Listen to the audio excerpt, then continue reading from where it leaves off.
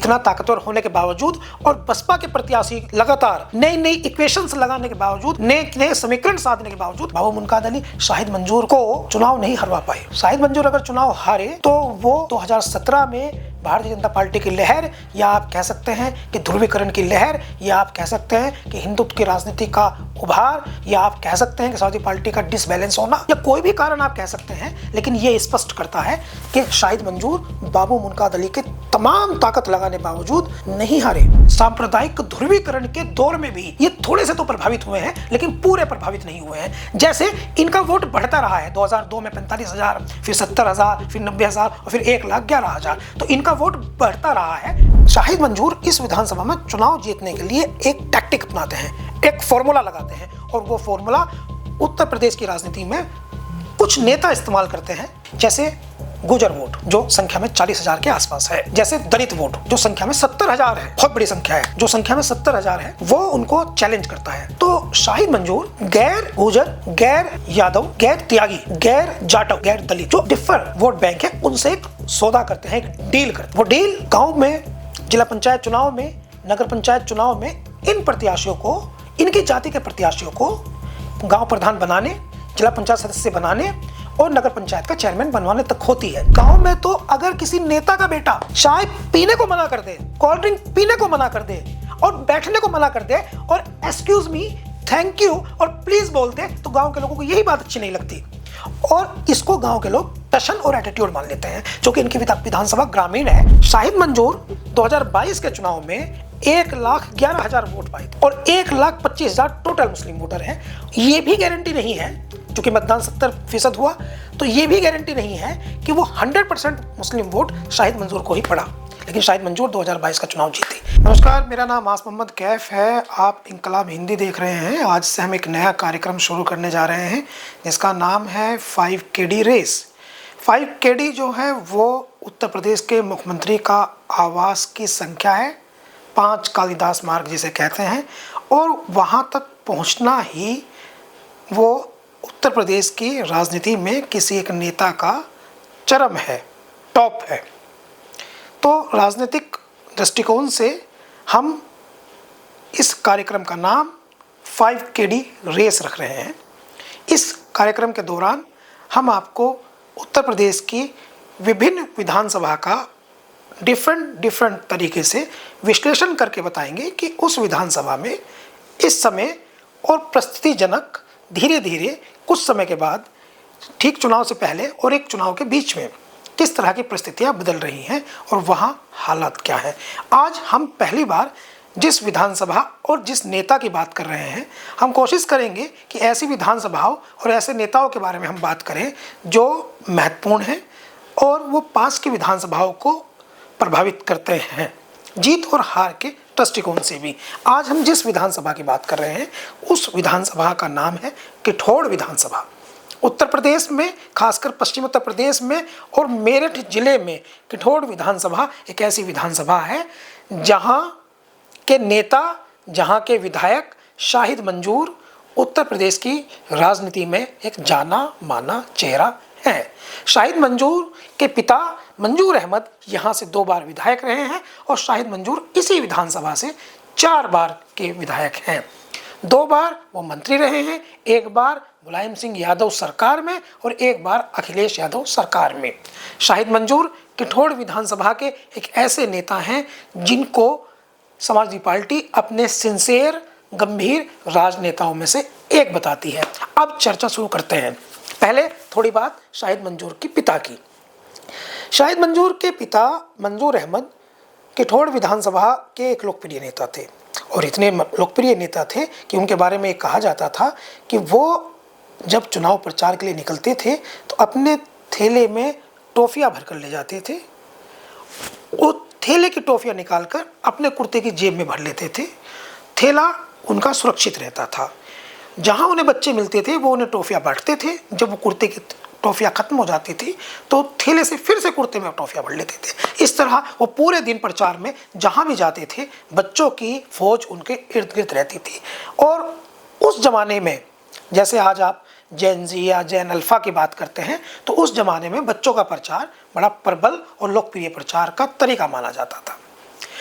मंजूर अहमद की लोकप्रियता का आलम ये था और उनकी राजनीति का तौर तरीका ऐसा था कि एक बार बताते हैं कि वो मस्जिद में चले गए और मस्जिद में जो लोग नमाज़ पढ़ रहे थे उनके बाहर जो जूते चप्पल रखे थे वो उन्होंने इकट्ठा करके अपने कुर्ते में भर लिए और ये मैसेज देने की कोशिश की कि आपके चप्पल के जूते की भी मेरी नज़र में इतना अधिक सम्मान है।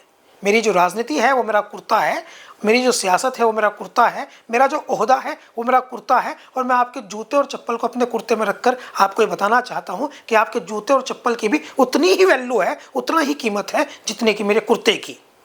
इस बात से लोग भावुक हुए और जो उनसे नाराज थे वो भी ठीक हो गए और ये आइडियाज़ उन्हें किसी किताब में पढ़कर नहीं मिले थे। उन्हीं मंजूर अहमद के बेटे शाहिद मंजूर हैं। शाहिद मंजूर ने किठौड़ विधानसभा से पहला चुनाव 2002 में लड़कर जीता था। उसके बाद वो 2007 में चुनाव जीत गए। उसके बाद वो 2012 में चुनाव जीत गए। 2017 में वो हार गए भारतीय जनता पार्टी के सतवीर त्यागी से और 2022 का चुनाव फिर से जीत गए भारतीय जनता पार्टी के सतवीर त्यागी से 2180 वोट से। बहुत नज़दीक का अंतर उनका है।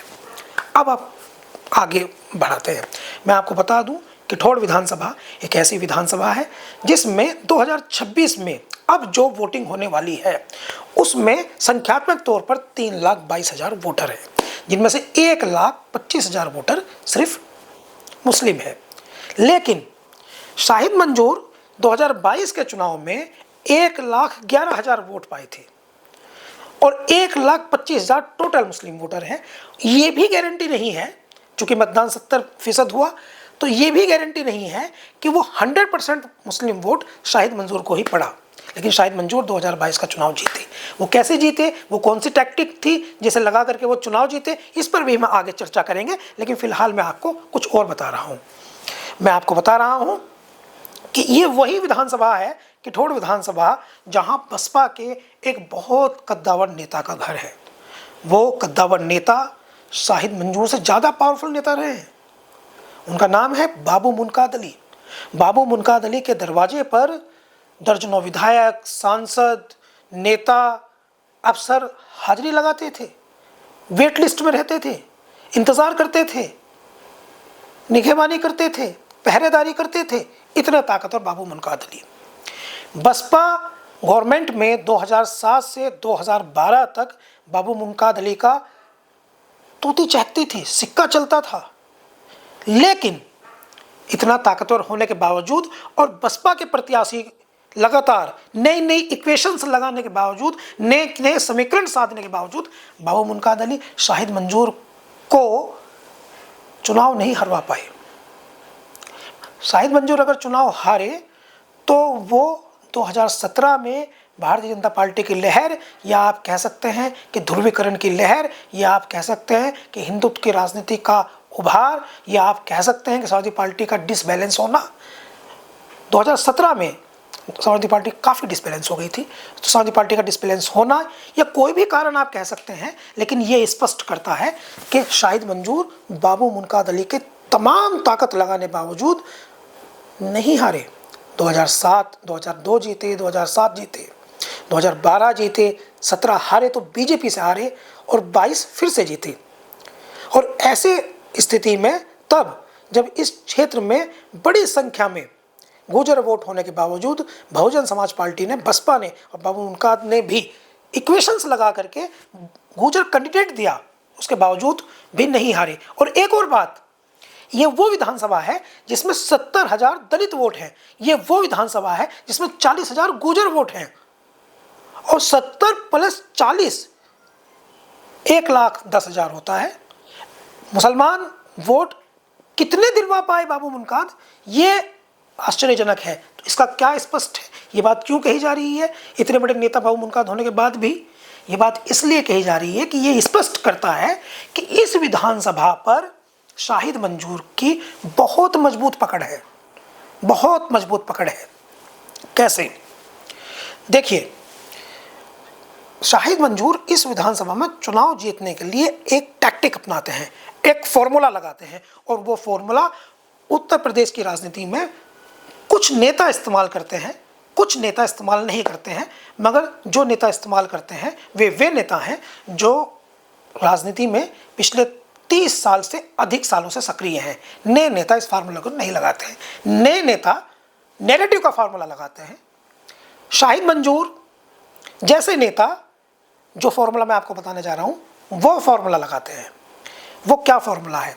देखिए, शाहिद मंजूर किठोड़ विधानसभा में उनको लगता है कि उनका जो चैलेंजिंग वोट है, जो उनको चुनाव को हराने या जिताने में सहयोगी हो सकता है, वो वोट जो उनको लगता है कि वो कैंडिडेट देता है।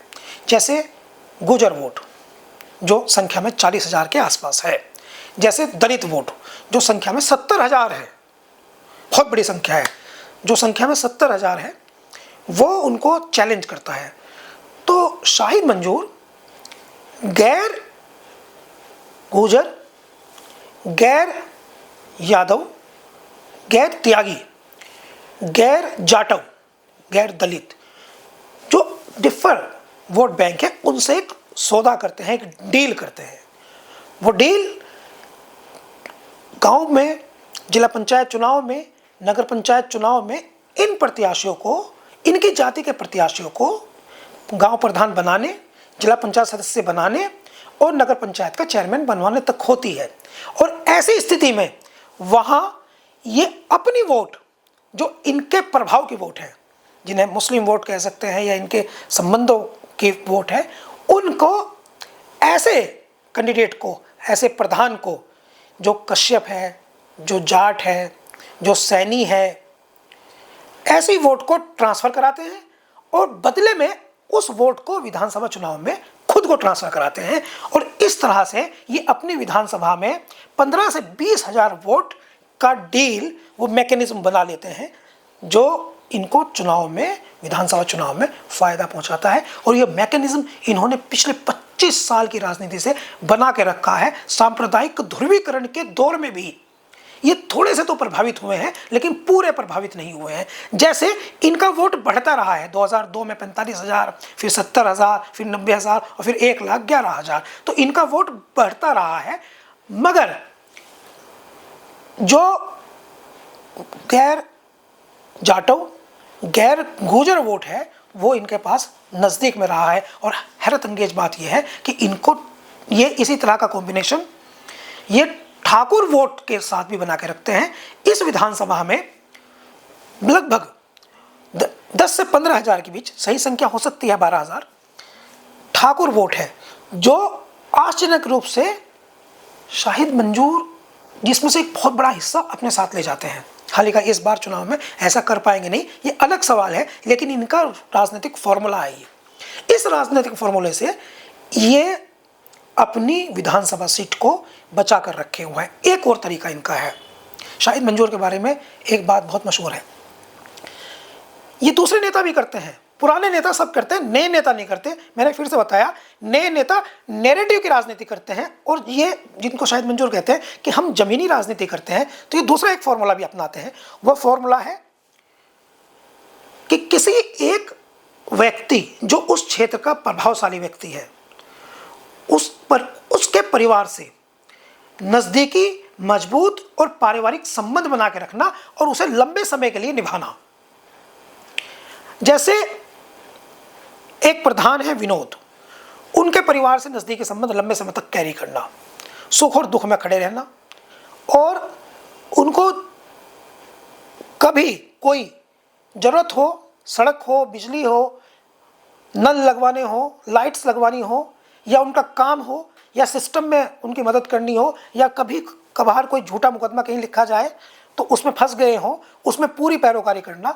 इस तरह से उस क्षेत्र में लगभग 200-300 ऐसे बड़े परिवार से ये जमीनी रिश्ता बनाकर रखते हैं जो इनके पिता के दौर से चले आ रहे हैं, और जो मुसलमान नहीं हैं, जो दलित कम्युनिटी के नहीं हैं, जो गुर्जर कम्युनिटी के नहीं है, यानी जहां से इनको कंपटीशन मिल सकता है उनमें से नहीं है, जो ऐसे हैं जिनका समुदाय चुनाव नहीं लड़ता है। ये एक इंपॉर्टेंट बात है। अब शाहिद मंजूर इस चुनाव में उन्हें इसका फ़ायदा मिलेगा या नहीं मिलेगा, अब इस पर चर्चा होगी। पहली बात, इस बार शाहिद मंजूर अपनी ज़िंदगी का सबसे टफ चुनाव लड़ने जा रहे हैं, सबसे टफ चुनाव। कारण शाहिद मंजूर अब 70 साल की उम्र पार कर चुके हैं और अगला जो चुनाव होगा तब तक वो 72 साल के हो जाएंगे। अभी 71 के हैं, अगर चुनाव 2027 में होता है तो वो 72 ईयर्स के हो जाएंगे। शाहिद मंजूर ने मेरठ कॉलेज से पढ़ाई लिखाई की है। शाहिद मंजूर वकील भी है, वकालत की उन्होंने पढ़ाई लिखाई की है। लंबे चौड़े हैं, कदकाठी अच्छी है, भाषा उनकी देसी है, गाँव ग्रामीण अंचलों की जैसी भाषा होती है जो उन्हें लोगों से कनेक्ट करती है। शाहिद मंजूर चूँकि लंबे समय से एक ही विधानसभा की राजनीति कर रहे हैं और जिस विधानसभा में वो राजनीति कर रहे हैं वहाँ 1,25,000 मुसलमान वोट हैं। बीच में ज़रूर 1-2 बार परवेज़ हलीम वहाँ जीत गए, लेकिन 2 बार उनके पिता मंजूर अहमद वहाँ से विधायक बने और 4 बार एक बार ये चुनाव हार गए। मतलब आप समझे तो 5 और 2 7 चुनाव इन्होंने इनके हैं। हाँ, और परवेज़ हलीम की भी स्टोरी वो अलग है। हाल का ये अलग स्थिति है कि पिछली बार लोकदल ने मतलूब अहमद को चुनाव लड़ाया था, उनको 6500 वोट मिले थे। तो ये भी एक स्थिति है। ये भी एक स्थिति है कि इस विधानसभा में बड़ी संख्या 15,000 से ज़्यादा वोटों की, जाट वोटों की भी है। तो ये भी एक स्थिति है। यानी ये भी एक कॉम्बिनेशन बनता है, एक फार्मूला इस पर भी लगता है। कैसे फार्मूला लगता है वो मैंने आपको पहले ही बताया। लेकिन लोकदल इस बार जो है वो भारतीय जनता पार्टी के साथ है, तो ये एक कठिनाई इनके लिए हो रही है। जो वोट लोकदल का भारतीय जनता पार्टी को नहीं पड़ता रहा है, ये भी हैरत अंगेज है। 2022 में इनको जो जीत मिली वो 2180 वोटों से मिली, 2180 वोट से। और यहाँ पर यह भी महत्वपूर्ण है कि 2022 का चुनाव लोकदल ने भी समाजवादी पार्टी के साथ मिलकर लड़ा था। तो जाहिर है कि अगर इनको 100% जाट वोट नहीं पड़ा तो इनको 50% से कम भी नहीं पड़ा। फिर ठाकुर वोट ये अपने संबंधों पर कुछ ले गए, कुछ अदर ओबीसी वोट है यहाँ, जैसे प्रजापति है लगभग 8,000 और कश्यप है, पाल है, सैनी है, वो अदर वोट संख्या में कम है। मेजर जो कम्युनिटीज़ हैं वो गुजर है, त्यागी तो 18,000 है, लेकिन त्यागी जो है वो उनका कैंडिडेट सत्यवीर त्यागी विधानसभा चुनाव जीते थे 17 में और 22 में भी लड़े थे और नज़दीक से हारे। तो उनका एक अलग है ब्राह्मण अपर कास्ट, वो अलग एक थ्योरी है। मैं उस पर बात कर रहा हूँ जो शाहिद मंजूर जो है, जहाँ शाहिद मंजूर देख रहे हैं कि यहाँ से मुझे वोट मिल सकता है। तो वो स्थिति सब बदली हुई है, वो स्थिति सब बदली हुई है। 2022 में इनको जिन कम्युनिटीज़ ने वोट दे करके प्लस किया था उनकी स्थिति अब एक कठिन है। एक तो 2022 में कंसोलिडेट होकर के इनको मुसलमान ज़्यादा पड़ा, बसपा जैसी स्थिति नहीं रही। बसपा ने गजराज सिंह को लड़ाया था तो जाहिर है उनको गुर्जर वोट अधिक पड़ा, तो उनको गुर्जर वोट पड़ा और दूसरा दलित वोट पड़ा। गुर्जर और दलित का कम्बिनेशन 65,000 के आसपास वोट मिली। तो वो स्थिति, उससे पहले लखीराम नागर, इन्होंने खुद लखीराम नागर को हराया था, वो गुर्जर थे, उनके भाई बिजनौर के सांसद थे मलूक नागर। तो वो भी एक अलग स्थिति थी, वो भी एक अलग स्थिति थी। तब चुनाव सांप्रदायिक नहीं हुआ था। 2017 का चुनाव ध्रुवीकरण पे हुआ, मगर 2022 के चुनाव में बसपा के कैंडिडेट ने और ने इनको लाभ पहुँचाया। ये सिंपल है, बसपा के कैंडिडेट से इनको जो है वो लाभ पहुँचा। अगर अब बसपा किसको चुनाव वहाँ लड़ा सकती है, इस पर जो है वो तय करेंगे हम। अगला विश्लेषण जब करेंगे तो संभवतः हम उन इक्वेशंस पे बात करेंगे। फिलहाल की स्थिति ये है कि शाहिद मंजूर जो है वो 2022 की स्थिति से अधिक चुनौतीपूर्ण, अधिक कठिनाई में दिखाई दे रहे हैं। मैंने आपको पहला कारण बताया, एज फैक्टर। शाहिद मंजूर इस समय 70 साल के हैं, 72 के होने वाले हैं। अब उनके शरीर में उस स्तर की ऊर्जा नहीं बची है, क्योंकि अब तक के जितने चुनाव शाहिद मंजूर ने लड़े हैं उनमें उनकी कैंपेनिंग मेरठ में सबसे ज़्यादा मेहनत वाली रही है, क्योंकि उनका पूरा क्षेत्र, उनका पूरा विधानसभा क्षेत्र ग्रामीण है और उनको बहुत अधिक ट्रैवल करना पड़ता है और गलियों में ट्रैवल करना पड़ता है, खराब रास्तों पर ट्रैवल करना पड़ता है, पगडंडियों पर ट्रैवल करना पड़ता है, बटियों में चलना पड़ता है, खेतों तक जाना पड़ता है और पैदल जाना पड़ता है कई जगह। तो अब एज फैक्टर है तो वो इतना कर नहीं पाएंगे। आप वो कह सकते हैं कि फिर क्या उनके बेटे नवाजिश ये करेंगे? नवाजिश की बात हम बाद में करेंगे, वो तो इनके लिए और एक कठिनाई पैदा कर रहे हैं। दूसरी बात, शाहिद मंजूर से बहुत सारे लोगों को ये उम्मीद रही है कि जैसे क्षेत्र के लोग होते हैं कि वो अब उनके सहयोगी हैं उनको चुनाव लड़वाएंगे, अब वो सहयोगी हैं उनको चुनाव लड़वाएंगे, अब उनके सहयोगी उनको चुनाव लड़ाएंगे। बहुत सारे को चेयरमैन का नहीं लड़वाया, क्योंकि वो जो कॉम्बिनेशन बना के रखते हैं प्रधान का, जिला पंचायत सदस्य का, और वो जो कॉम्बिनेशन बना के रखते हैं, जो वो डील होती है वोटों के ट्रांसफ़र की, उस डील में इनके जो लोग होते हैं वो मात्र वोट देने का काम कर रहे हैं, तो उनके अंदर असंतोष आ गया है बहुत सारों के। अब एक नाम मैं आपको बताता हूं, उस असंतोष की बानगी इनके घर से शुरू हुई है। इनके एक भतीजे हैं, उनका नाम है आतिर मंजूर। वो इनके भाई के बेटे हैं आतिर मंजूर। चूँकि इनके पिता मंजूर अहमद की विरासत है, तो आतिर मंजूर भी सियासत में एक्टिव हैं। वो भी खुद को किठौड़ का प्रत्याशी बता करके प्रचार कर रहे हैं सोशल मीडिया पर, और पूरे दिन भर वो गाड़ी लेकर के विभिन्न गाँवों में घूमते रहते हैं और ये बताते रहते हैं कि मैं चुनाव लड़ूंगा। अपने चाचा शाहिद मंजूर साहब को लेकर के वो कहते हैं कि उन्होंने राजनीति की है, उनको पूरे मौके मिले हैं, उन्होंने अपने जीवन में बहुत कुछ देख लिया है, उन्होंने पावर्स का अप एंड डाउन देख लिया है। वो विधायक, सांसद, वो विधायक और मंत्री, 2 बार मंत्री और 2 बार विधायक, यानी 4 बार कुल वो अब तक विधानसभा को जा चुके हैं। अब वो अपने बेटे नवाजिश को प्रमोट करना चाहते हैं, जबकि नवाजिश क्षेत्र नवाजिश के एटीट्यूड से प्रॉब्लम खाता है। कारण यह है कि नवाजिश जो है वो जब पैदा हुए तो उनके घर में तब से लेकर अब तक वो देखते आ रहे हैं नवाजिश कि उनके परिवार में पावर्स का बोलबाला रहा है। उन्होंने अपने पिता के नज़दीक सिस्टम को पेंडुलम बनते हुए देखा है। तो नवाजिश जो हैं वो उनके मिजाज में थोड़ा सा एटीट्यूड है, और ये एटीट्यूड किठौड़ की जनता पसंद नहीं कर रही। गांव का आदमी ये एटीट्यूड पसंद नहीं करता। शहर वाला तो थोड़ा अंग्रेजी के 4 शब्द बोल दो तो उसे लगता है कि ये सामान्य भाषा है, स्कूलों में पढ़ाई जाती है, हम लोग जानते हैं। लेकिन गांव में तो अगर किसी नेता का बेटा चाय पीने को मना कर दे, कोल्ड ड्रिंक पीने को मना कर दे और बैठने को मना कर दे और एक्सक्यूज मी, थैंक यू और प्लीज बोल दे, तो गांव के लोगों को यही बात अच्छी नहीं लगती, और इसको गांव के लोग टशन और एटीट्यूड मान लेते हैं। क्योंकि इनकी विधानसभा ग्रामीण है, इसलिए नवाजिश का जो व्यवहार है वो गांव के लोगों को बिल्कुल पसंद नहीं आ रहा है। उनका एटीट्यूड, बातचीत करने का तरीका, और वो चूँकि लंबे समय तक अपने घर में उन्होंने पावर्स का अप डाउन देखा है, तो इसलिए ये भी एक उनके व्यवहार में थोड़ा सा एटीट्यूड का अंतर है। अब नवाजिश का जो राजनीतिक भविष्य है वो जो शाहिद मंजूर ने बनाना शुरू किया है, जैसे मुलायम सिंह यादव से मुलाकात में उनके पिता का योगदान रहा, उसी तरह से शाहिद मंजूर ने नवाजिश को इंट्रोड्यूस कराना शुरू कर दिया अखिलेश यादव के यहाँ। और इसको देख करके इनके इलाके के जो दूसरे महत्वाकांक्षी लोग नेता हैं, नौजवान हैं, उनमें असंतोष है, जिसमें सबसे बड़ा नाम है बाबर चौहान का।